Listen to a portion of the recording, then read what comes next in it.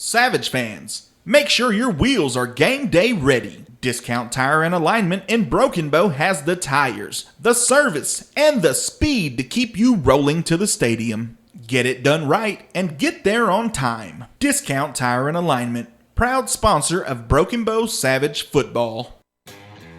Nothing says home like a plate from O'Malley's Hometown Cooking. Open 24/7 in Valiant. They're serving up breakfast, lunch, dinner, and even seafood. Anytime, day or night. Whether you're hungry after the big game or fueling up before kickoff, O'Malley's has you covered. Call ahead for faster service, 580-612-1358. O'Malley's Hometown Cooking, proud sponsor of Broken Bow Savage football. McCurtain County sports leader, Fast Country 106. And good morning, everyone, and welcome to the Broken Bow Coaches Show here live at Papa Poblano's.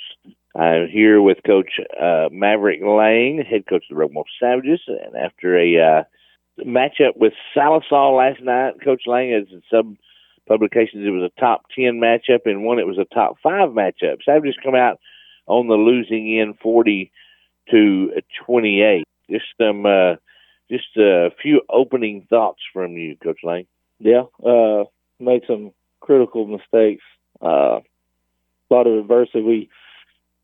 We stepped up in some adversity moments, and then we kind of hid away in some other adversity moments, which you can't do that against really good teams, and that kind of affected us. And some key mistakes early, and it's a good teaching tool. Our kids, we didn't attack the first quarter like we needed to, and like we have been.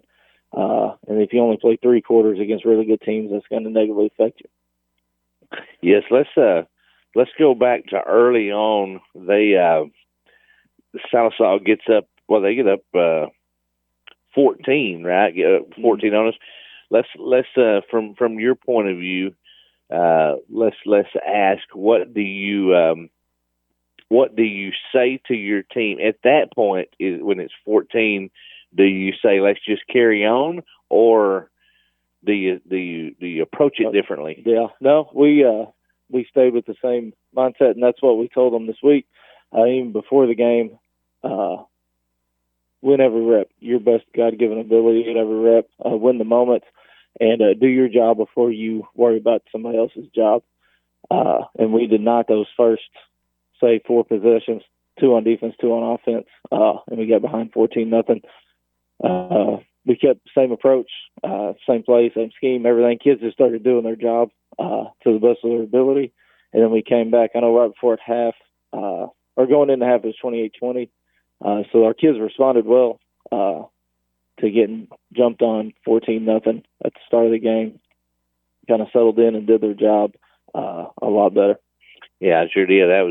That's those moments that you love to see. Can you respond when you've been hit? What did Sallisaw do to us, in your opinion, first half that gave us a little trouble?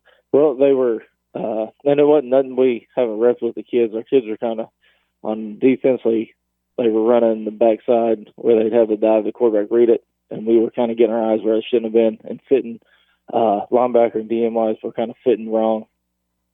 But we got that corrected. They started doing what they were coached to do, and then it started eliminating that play. Yeah, I thought I want your opinion on what the quarterback to tailback exchange was really deceiving. Did you feel that way? Yeah, they run a power read, and he'll ride it, and he showed it on film. He'll ride it like five yards out there. And they're trying to read the defense end. But yeah, that's what. And he rides. Usually, most times, try to read us by the second shuffle. Like the quarterback's made a decision, but he'll ride and then almost turn his hips and run for about 5 to 6 yards, and still try to get a read keep. Yeah, I was going to say, how do you do that? You're a former quarterback yourself. And I am too, but it's so many years ago that my memory's gone. But what's the key to between the quarterback and the running back? What's the key? Because one of you's trying to give it and one of you's trying to take it. Yeah. what's your key at the mesh point there? Yeah, like what we teach on our any reads, running back's down on it, it's third ball. But if you feel quarterback pressure pulling it, you just let it go. And then the quarterback obviously has to put it where it needs to be and then ride them. But yeah, the running back is third ball until they feel the pressure of the ball being removed, and then they're out on it. It's kind of like two guys just have to have a working relationship with each other. Be hard for take two separate ones and put in there and perfect that. Oh yeah, yeah, very very much so. That's good insight. Well, I mean, it was a big crowd last night. I thought it was kind of a playoff like atmosphere. Felt like, but of course, if you're a team or a coaching staff worth your medal, I think you welcome that, don't you, Coach? Oh yeah, for sure. It was a good atmosphere. Appreciate everybody coming out. But like you said, playoff atmosphere type. It was a great atmosphere. Well, the district race is certainly. I don't think that it's going to be just dominated by one or two teams. Do you feel like it's a 4 or 5 team race? Oh yeah, there's going to be because there's 4 of us in the top 6, or was 4 of us in the top 6 out of our district, and there's our 5 and 6 are really good teams, and they can go compete. Our top 4 can go compete for district championship in any other district in 4A. So it's going to be, and I've used the term, it's like the SEC of 4A, our district, and it's extremely tough, but the cats that come out of our district will be extremely tough once you get in playoffs. That's exactly what I was thinking when you said the top 4 or 4 of them in the top 6. That's exactly what I was SEC. But man, it was a really good night for football. The Savages did come out on the losing end, and that's going to happen sometimes. But I still feel like our old kids have a whole lot to play for. Five really big games coming up. Sure. We got everything we want to accomplish still in front of us, and we can still, for the most part, control our own destiny on what happens to us this year. And it's a great test, a great opportunity for us to see how our kids respond to this, how they approach, starting tomorrow when we get them. So we're fired up about getting back with the kids on Sunday, and then getting after it. You bet. Let's talk a little bit. There was some, we all see it. There's a little, the World Wide Web, you see things. Lots to talk about officiating last night, and as I told you earlier, I'm a former official, so a lot of that stuff I don't listen to. I look at it, but I don't believe but let's talk a little bit about, last night I thought clearly there were some issues. Tell us, what kind of response did you get from the official on the advancing of the kick, of the kickoff, the short little kickoff? Yeah. And their kid touched it about 9 yards, and then obviously they advance it, and they advance it downfield a little bit, which is illegal. You can't advance. The only way you can advance it if we picked it up, took off running, got hit, fumbled, and then they get it. Right. But yeah, you can't advance and I asked if any one of them knew the rule of it, and they were dead set on you can advance an onside as the kicking team, which is frustrating, and some other stuff. But yeah, and getting caught in that stuff, some of those things, and that's what we tell our kids: control what you can control. And it's frustrating, but we still had to be able to control what we can control on that stuff. Well, I thought myself that was the most in 2 years. That was by far the most reaction I had seen out of you. I know you probably pride yourself on being cool, calm, and collected at all times, and you relay that to your kids. But, sometimes you got to let your hat fly just to kind of show your kids, say, hey, Coach will stand up for us. Yeah. So do you feel that way? Yeah, and that's what's bad. You're kind of hand-tied on how much you can fight some of that stuff. but it didn't seem to. No, it didn't. I know it didn't. And that's the frustrating thing. But like I say, it even as I know as a coach, but for an onlooker, it is some of that stuff is tough to swallow. Yeah. Oh yeah. What did Sallisaw do defensively that caused us fits? We like I said, we were up 28-20, and then it ended up 40-30. So they outscored us 20-2 in the second half. Well, what did they make widespread changes, or did they just tweak stuff? No, they second half to stop the run, get an extra kid in the hat or extra hat in the box, kind of the box-ish. They were too high. They rolled free safety down to the weak side of our offense to kind of give them a plus one in the run game and stop the quick passes. But we were still able to complete some of the quick passes in the second half. But they were just trying to get more cats to the line of scrimmage at a quicker rate.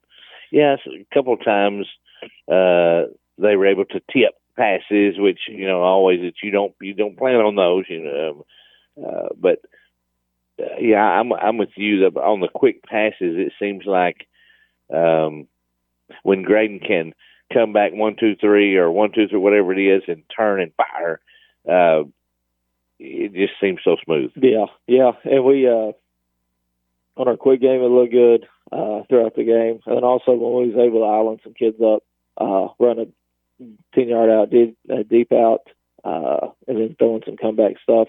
So stuff that was on time and was really well for us. Kids were getting open. Ball was coming out on time.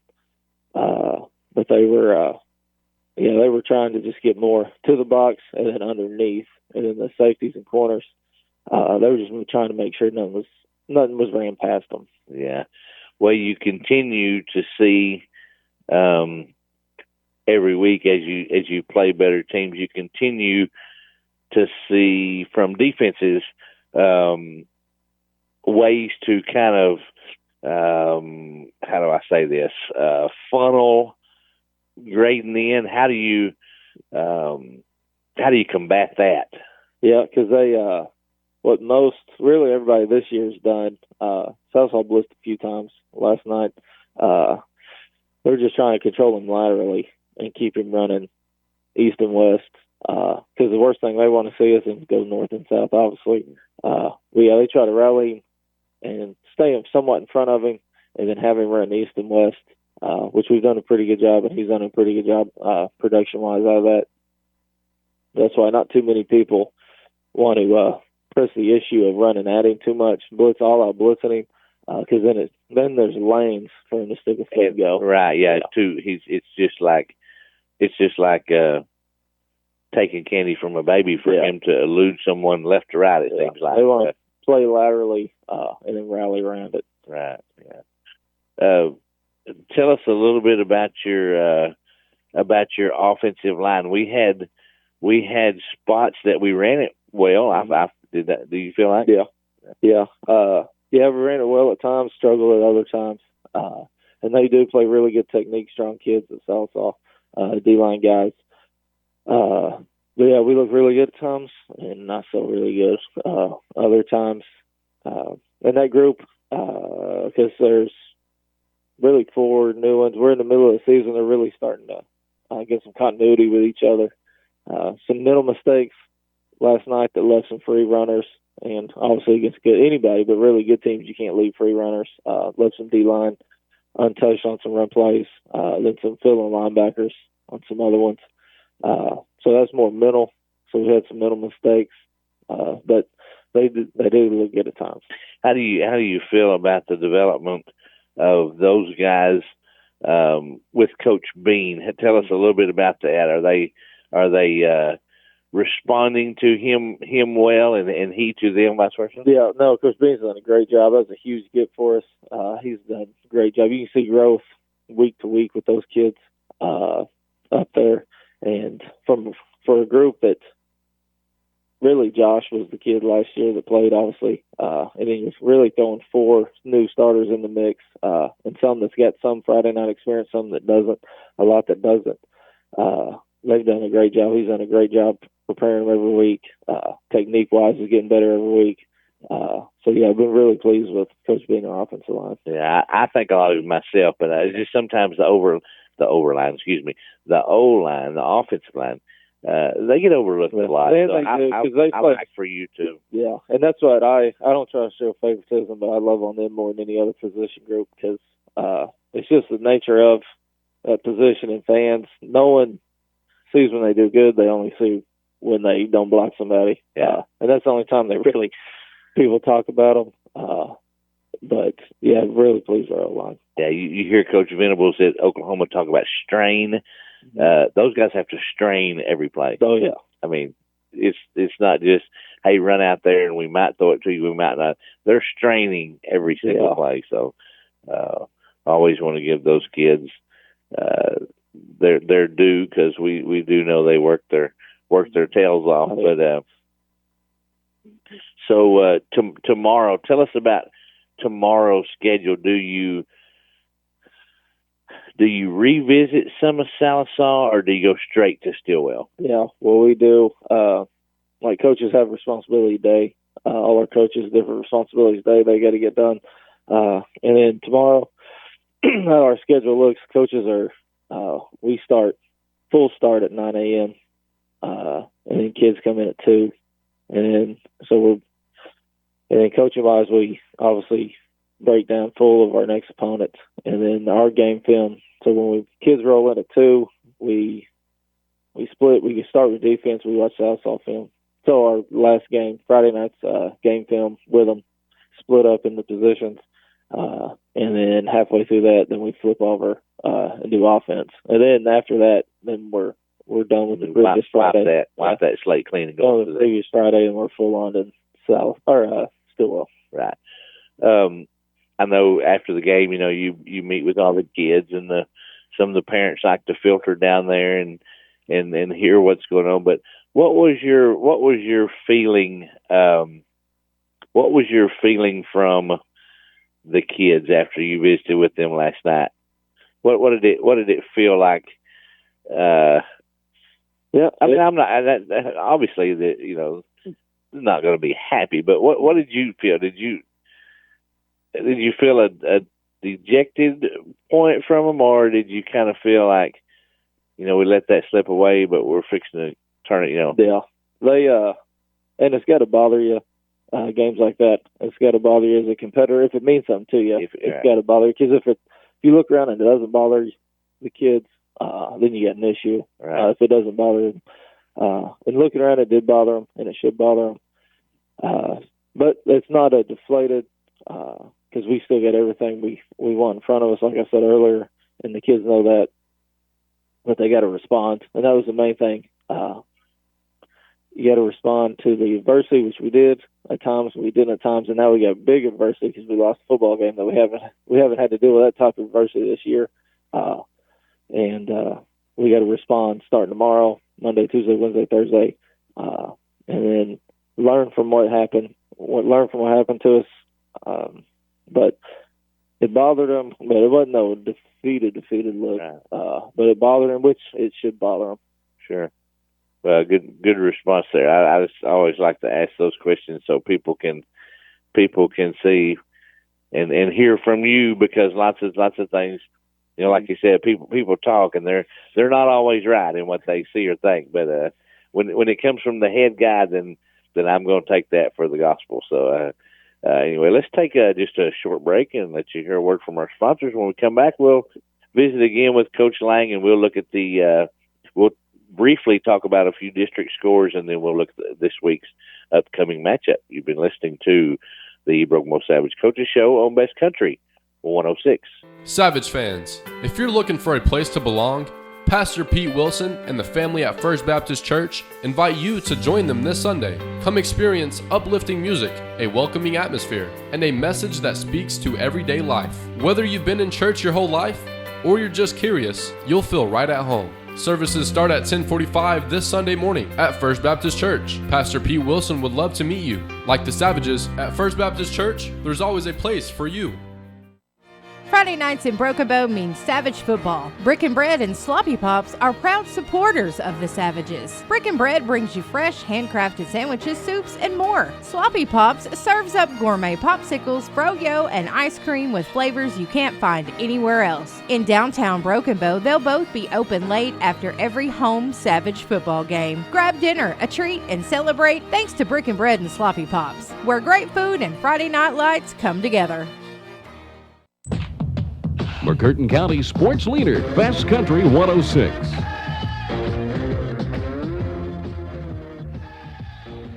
And welcome back, and thank you for joining us here at Papa Poblano's for the Broken Bow Coaches Show. I'm Jeremy Poole, alongside with Coach Maverick Lang.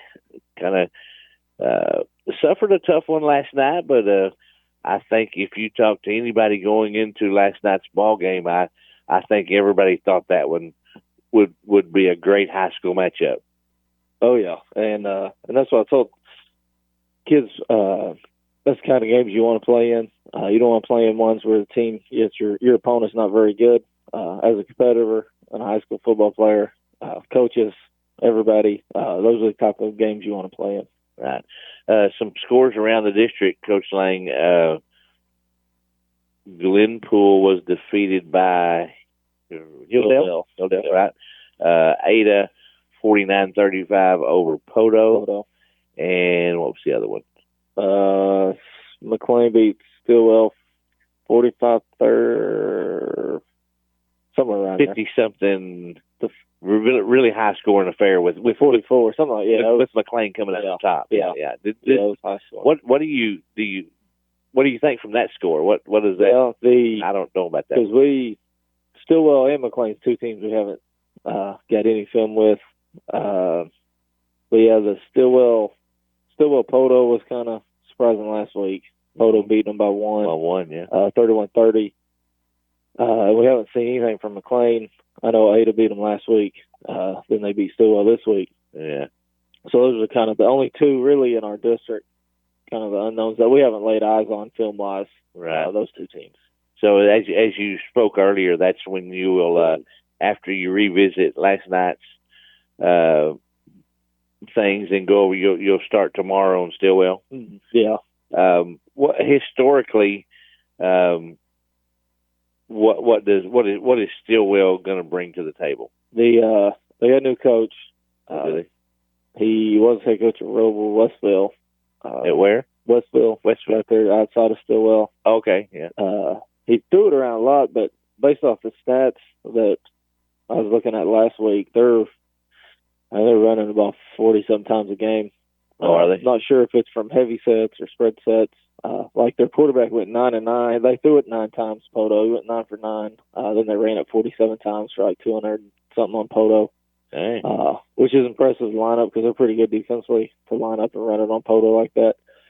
But yeah, looking at their whole 4 games as of before this last Friday game, they're running the crap out of football. So run game wise, but we just don't know what type of sets they're running out of.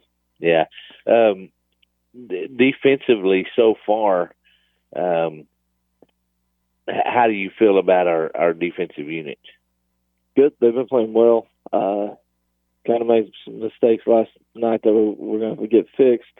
And it's uncharacteristic with stuff our kids have been playing. Same technique, and just had some mistakes there that cost us last night. But I've been impressed with all of them. D-line, we've had some really good D-lineman kids step up. Kind of unknown coming into the season, and it's an advantage when we got about 7 kids that we can rotate there and don't drop off. And linebackers been good. Secondary guys been playing. We'll get Sky back, knock on wood.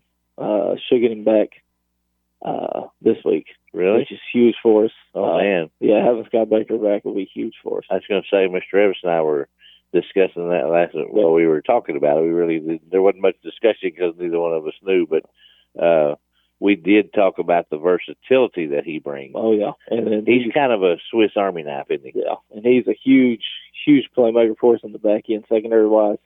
But yeah, we'll for sure have him in Hilldale, and there's a good chance we'll have him. He'll be back in pads this week. Right. Yeah, that would. And he helps you also because that's the guy that rotate with Dejan or any skill position on receiver. Right. So yeah, we're excited when we get that sucker back.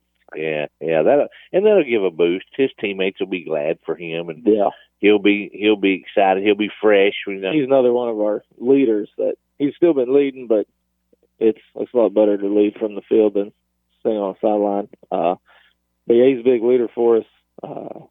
But having him in pad, that'll just boost the morale too. Having him back in pad. You bet. I noticed last night in one of the adverse times, I noticed sophomore Mr. Skelton was going down the sidelines clapping and encouraging. I thought, it's pretty good from a sophomore. Yeah. Blake kind of taking some reins and saying, all right, let's go. Come on, get it. Yeah. They were all kind of down a little bit, but I thought that was pretty. Yeah, and Blake's pretty good about rallying the troops at times. He knows when to do it, and he does it the right way. Blake's a good one. Yeah. We see things every week out of the little bit that he does get to contribute. He seems like he will be one to count on in the future. Let's talk about something just a little bit to wrap up the show. And we don't hardly ever talk about this, but I've been seeing a little things from in little updates and stuff from our junior high Savages. Mm-hmm. Yeah. Is there some firepower down there? Yeah. They the 7th grade's undefeated. And they've been playing really well. Some kids there. I think there's one 6th grader sprinkled in there too that's been really producing a lot. There's other 6th graders in that bunch. But yeah, we've been hearing a lot of good things from our son. I've watched obviously been able to go to some of them other home games. Right. Been able to sneak over there after we're done. Obviously haven't been able to watch them on the road. But yeah, there's some good things coming from our middle school. Well, in those little reports and stories, I've heard a Crudup and I've heard a Burris, and when I hear that, well, that makes some bright lights come on just from what I've seen in the past. You aren't here, I know, but I can promise you, those are, and I know it's got to be the same one. It has to be, but man, when you bring up those two names, you bring up some Savage lore, if you will. yeah, that's what I heard. It's a pretty good bloodline. You bet. Oh, well, Coach, anyway, like I say, nobody enjoys defeat at all, but I do thank you for graciously coming up here and giving us your time and giving us your insight. We certainly appreciate that. But just got to pick up and move on. Sun came back up this morning. Yeah, that's right. So again, we will going to be on the road this week. Excuse me, going to be on the road to Stillwell. 7 o'clock kickoff. Correct. All conference games 7 o'clock. That's probably one of our longer trips to Stillwell. It's kind of a little bit westerly and kind of out of the way, but we want all the Savage fans to make it that they can. But if you can't, you can always tune in here at Best Country 106, and Mr. Evans and I will bring you the action. Coach, thank you for being here again. Any final thoughts from you? Anything you kind of want to add? No, I think we covered it. We're just excited to get back rolling Sunday. Lots and lots still to look forward to. Oh yeah, we still got like I said, everything in front of us that we want. Kids know that. Kids will attack it that way. And there could be some good from this. The outcome, obviously, it sucks losing. But if we approach it the right way, learn from what we did, there can actually be a lot of good to take away from what happened to us Friday. I'm going to lay my money on our senior leadership. Yeah. And our underclassmen that's had lots of time out there. That's where my money's going to lay. So, and I know you will too. Coach, thank you again. Okay. Good to see you. And we will see all of you. We will see all of you or hear all of you next week from Stillwell at 7 o'clock. in Stillwell, Oklahoma. Thank you again for joining us here at Papa Bolanos for the Broken Bow Coaches Show on Best Country 106. Papa Poblanos, proud sponsor of Broken Bow Savage Football and host of The Savage Show. Hear the latest in Savage football action live Saturday morning at 8:30 a.m. right here on Best Country 106. Papa Poblanos satisfies your cravings for sizzling fajitas, mouth-watering tacos, savory burritos, and more. Treat yourself to the flavors of Tex-Mex. 304 North Park Drive in Broken Bow, or call 584-9494 to pick up your order or utilize their catering services. Papa Poblanos, a delightful dining experience.